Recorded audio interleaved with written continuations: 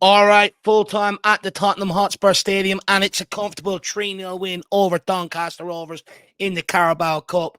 Solid scoreline, job done, but if we're honest, there's still a lot to chew over tonight. So let's break it down. Let's get straight into it. Jack, Frank went with a strong lineup tonight because he didn't want to risk being dumped from the Cup. That was the answer he gave in the interview before the game to Sky Sports. Do you think that shows he didn't trust the fringe players to get the job done? Or was it just about getting the win no matter what? Good question. I think I brought up in the pre-match build-up, I felt like he benefited from the fact that there were a few injuries already in the side. Like he could have probably brought in a Kota Takai. He could have brought in a Ben Davis, guys that were especially on the fringe, regardless of whether they were available to begin with. But he couldn't do that because they were injured. And then I don't think he ever had plans of playing Luka Williams, Barnett, Janai Byfield, Teenan Thompson, or anything like that. So his squad is weirdly a bit maybe smaller in terms of available players to pick from to begin with. So he technically almost was forced to put out a relatively strong lineup. The only areas that maybe were a bit fringe players, I think, were the front three of Mathys Tel, Odebear, and Brennan Johnson. Those were the guys that I think have been technically on the periphery of the first team at the minute in time. And the midfield, was very, very strong. He could have maybe gone with like a Bergvall or someone like that, but he went with Archie Gray, who might have been the only guy on the periphery, but we all expected him to play. So I think he showed Thomas Frank that he didn't want to take any risks, and maybe even the way that the players came out, there's a lot of energy. That way they played in that first half, that they did want to win this game and that they weren't going to take any risks. So maybe he benefited from a lot of guys actually being out injured. So in a way, he had to play a relatively strong team. And that's the thing. He did end up actually making 7 changes according to the lineup tonight, from the weekend. But I think, to your point, you actually look at the bench, bar the 3 youngsters, Williams, Barnett, Byfield, and Thompson. None of them other players that were on the bench tonight were fringe players. They're all other players that start. So I think he sort of was forced in that regard to play the strong players tonight. But I also think inadvertently, I think it sends out the right message going forward that, you can't take your foot off any games. It doesn't matter if it's Doncaster Rovers, we want to win, which I think instills a bit of a winning mentality that, you don't there's no week off here. And I think that's maybe a different mentality being sent out than in years gone by where other managers haven't maybe taken it so seriously and have made 9 or 10 changes. So I think, he sort of benefited from that massively. So fair play to Thomas Frank. And at the end of the day, the job was done. We were into the next round. But Jack, speaking of next round, we have been drawn against Newcastle away. So I think that guy in our watch along maybe is from the future or something like that, because he did say, crazy. Potentially we were going to get Newcastle away. I mean, what's your feelings? Do we have the potential to dump out the current holders of the competition? I don't want to give too much credit to Newcastle, but I feel like that's one of the toughest opponents we could have drawn because we don't have a good record away from home there. We don't have a good record against Newcastle really in general, to be honest. And then that's one of the toughest places to go in the Premier League, you would say, like just regardless. Like it's one of the places that has usually the best atmosphere, cold, windy, just, oiled up fans, usually for those sort of types of nights, they all have their shirts off and they've won the cup before, they have a history. And this is the type of competition that you would imagine a team like Newcastle is pushing for. I think Spurs are also pushing for this cup as well. This is a realistic one for us to win, and it's a realistic one for them to win. And they're physical. They make the game very sort of, not as pretty on the eye sometimes, a Newcastle team. So if anything, I don't know, maybe am I to say what I'm saying? Yeah, throw that back to. Are they one of the toughest teams to draw? I would actually say for Spurs in particular, I would say so. Look, how many hidings have Newcastle given us in recent years? Yeah. They've given us quite a few pastings. It's not going to be an easy game. Even right now, they're not scoring at all, but they're not conceding a lot either. They're still a very difficult team to play against. It's going to be a difficult evening for sure. However, in years gone by, the main difference has been Isak. He ran Romero and Van Dijk over the last few years. He's not there anymore. So I'm hoping that will sort of play into our hands and give us a chance to knock out the current holders of the Carabao Cup.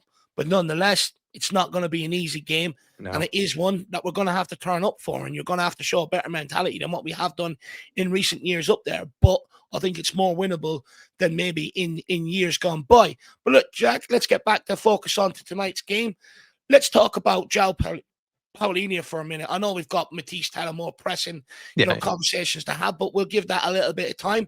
Palhinha's overhead kick was one of the highlights, just pure instinct and great technique. How good was that goal? And is he already starting to feel like a key player in this side, a player that we can't do without because he's popping up with goals in games, cup games as well?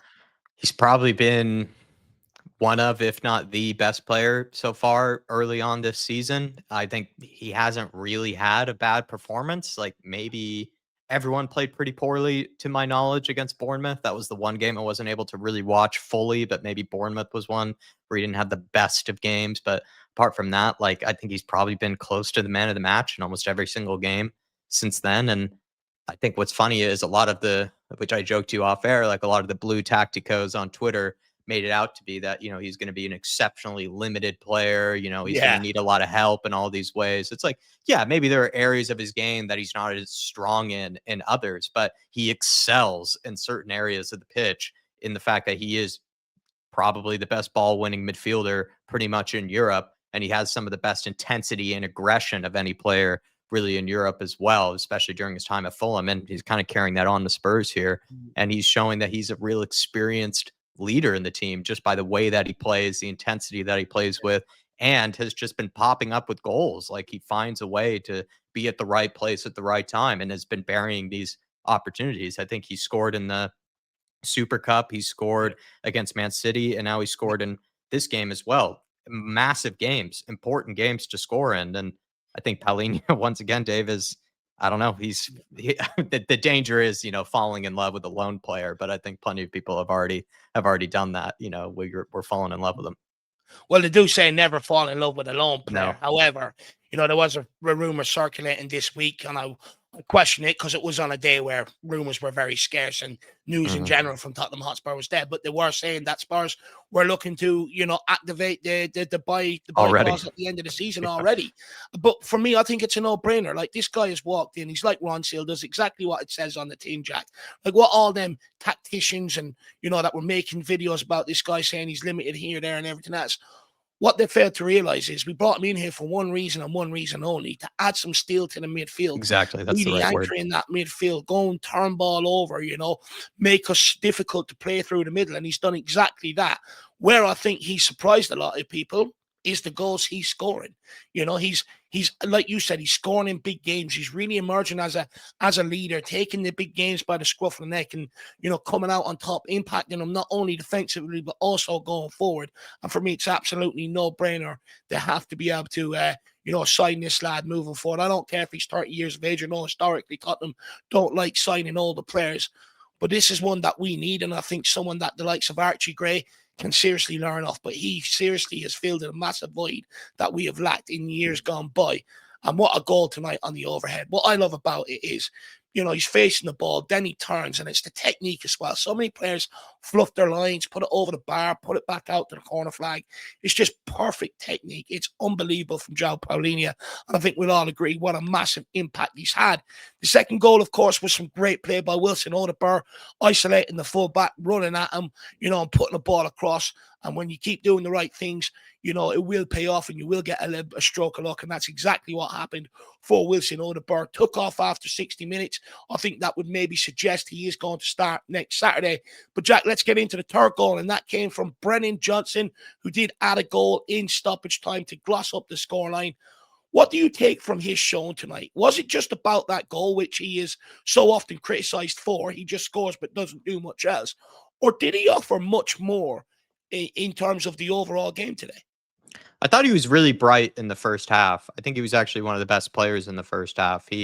Plenty of times when he received the ball, he was looking to run at his man, made good decisions when to maybe hold it up, not necessarily rush things. He put in some lovely crosses, various different kinds as well, like ones that had a bit of, sort of loop on it where he's kind of floating it up there for someone to get onto it.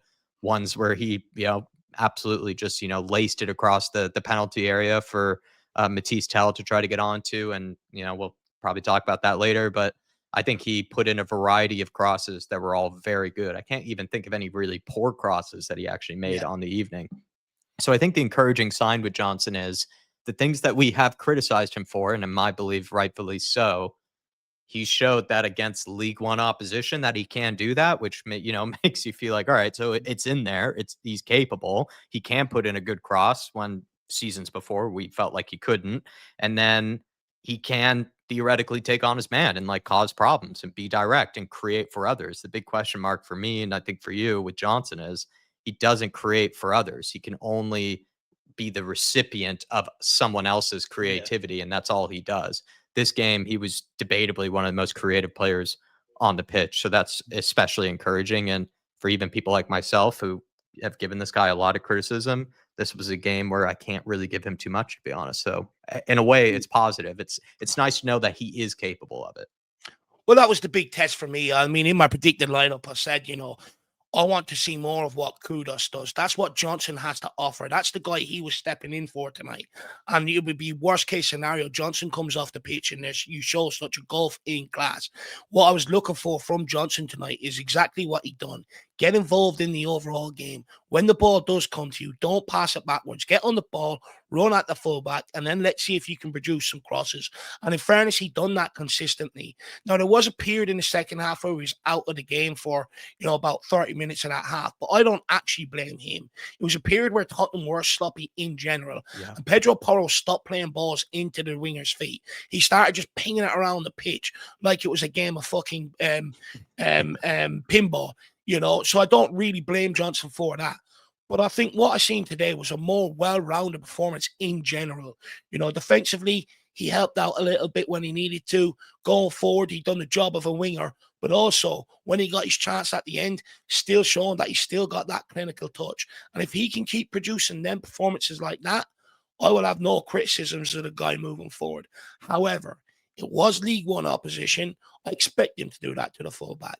Yeah. When he gets his opportunity in a game in the Premier League or the Champions League, Yeah. let's see if he can continue that. But what I would say is, in terms of my approach to Brennan Johnson, I would say positive steps, in terms of my relationship with him I agree. coming out of this game, moving forward. A much well-rounded performance from Brennan Johnson and a lot of praise. So the Brennan Johnson fangirls, make sure you praise me and Jack this week, because usually you criticize us for what we have to say on Brennan Johnson. Let's move on to Mathys Tel and finish rounding off talking about the individuals. And then we're going to move into maybe the second half performance in general. But Mathys Tel got another chance tonight.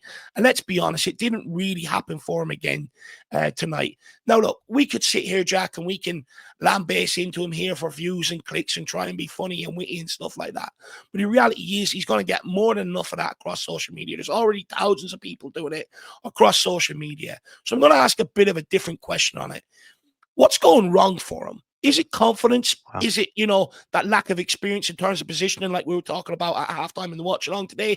Is it the pressure getting to him, or is it something else? Really mature question from you. I'm not surprised a lot of people. Yeah, actually, if anything, I've really showed Dave some compliments for that, because that is probably a different question than what people are asking.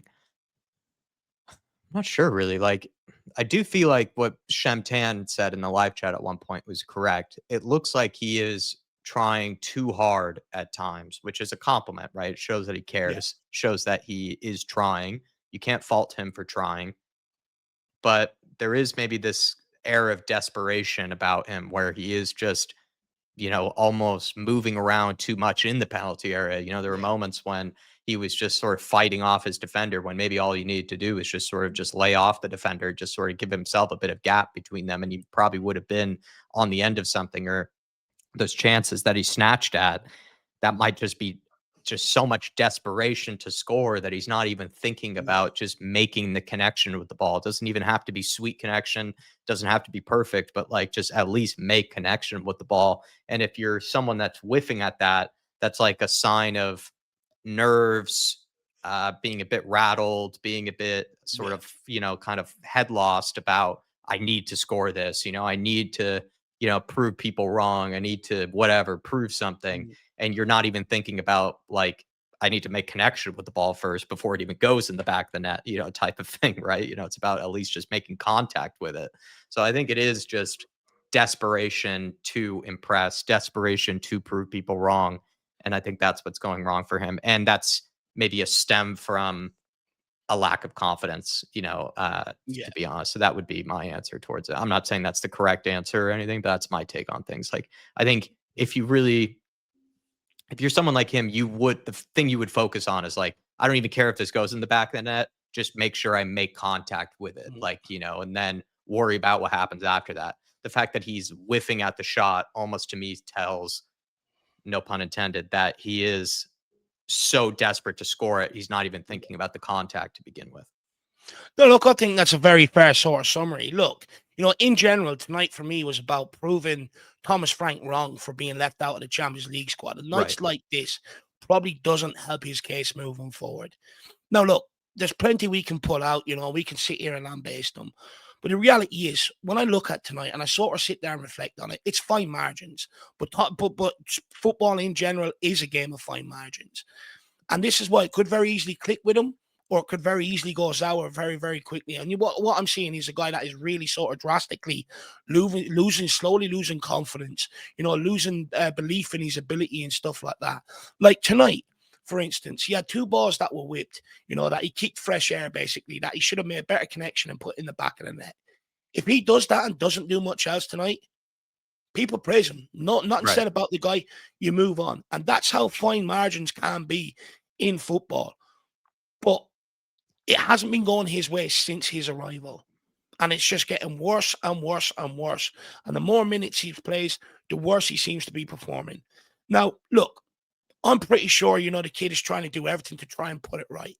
But when confidence is low, you start overthinking things, and stuff like that. And for me, the only advice I would give him is go and speak to someone like Jed Spence, who's been through something similar at Tottenham Hotspur.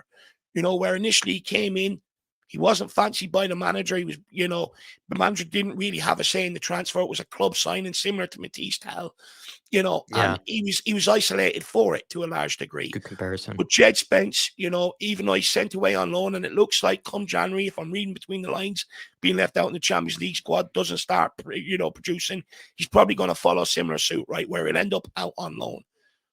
But for me, that loan spell is a chance for him to get away from the environment, go and perform, get your confidence, and come back pre-season and prove everybody wrong, like what Jed Spence has done. And that's the only advice I could actually really give the kid, because I could sit here and say, do this in training, stay there and practice, finishing in training and stuff. The only maybe a little bit of a game advice I would give him, if I was an older head in that dressing room, especially a striker, I would call him aside and I would show him all the clips, especially from set pieces, of all the balls dropping in around the 6-yard box, and just say to him, sometimes rather being so busy and so eager and trying to predict where the ball's going to land, sometimes you have to notice, okay, that's twice that ball's dropped in there. If I just sit in there, that's going to happen again. I'm going to score a goal. And I think that's the only bit of advice I would give him, is just, as a striker, they always say, operate between the posts. That's where you're going to score your goals. With Mathys Tel, sometimes it feels like he's out right, he's out left, he's playing deeper than Xavi Simons at times. Just stick between the posts and your goals will come. Well Maybe said. a bit philosophical of me, but I feel like I'm going to try and take a fair approach with Mathys Tel rather than just sit here and do what everyone else is going to do tonight, because the kid has had it tough, already. Don't get me wrong, to his own fault. I think PSG brought a lot of heat on him, but that's because of work rate and simple things that are in his control.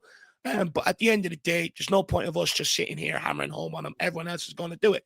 But Jack, anything you want to add before I move on to the last talking point? I just want to quickly compliment you for that question, because everyone was criticizing people for Manduffs, maybe, even though I think we were actually being quite fair about it in the watch along. People were saying, what's the obsession with Tel? Why is everyone just rating on Tel? Why is everyone just, writing about him? It's just like, I don't think we were doing that, but like, to ask the question in that way of like, what's just going wrong for him? Like, why isn't it necessarily working out for him, is a very balanced way to just answer, instead of just lamenting about what he is doing, terribly or whatever. So fair play. Well, look, at the end of the day, everyone knows my opinion on Tel. It's not very high, but at the end of the day, I'm going to try and be fair to the kid.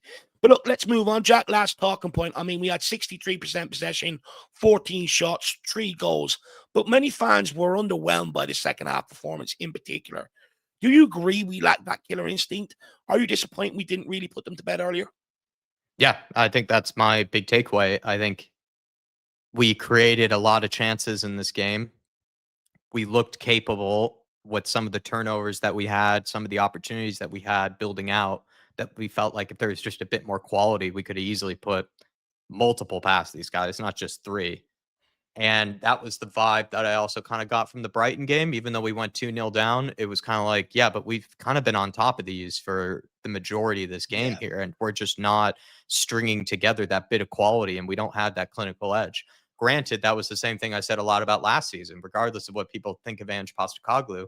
Felt like there were a lot of games that we lost under Ange where it wasn't necessarily as much to do with the defense, even though there were question marks there.